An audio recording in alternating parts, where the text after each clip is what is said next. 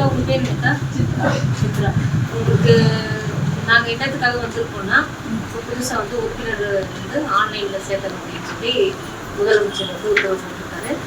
அது வந்து நாங்கள் சேர்த்துருக்கோம். இது வந்து உங்ககிட்ட கேட்டு தான் சேர்க்கணும் அப்படின்னு சொல்லி எங்களுக்கு வந்து உங்களுக்கு விருப்பம் இருந்தால் தான் சேர்க்கணும் அப்படின்னு சொல்லியிருக்காங்க. உங்களுக்கு இது திமுக கழகத்தில் உறுப்பினர் சேர்றதுக்கு விருப்பமாக்கா? விருப்பம்.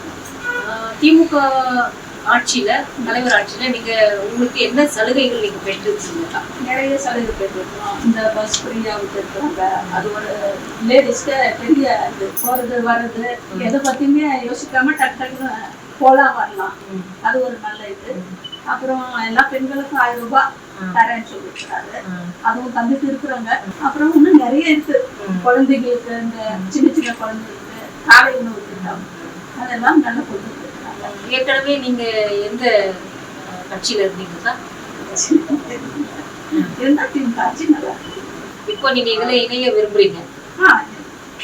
இதுக்கு அடுத்தது வந்து அவரே ஆட்சி செய்யணும்னு நினைக்கிறீங்களா? இல்ல அவருடைய ஆட்சி நல்லா இருக்கா?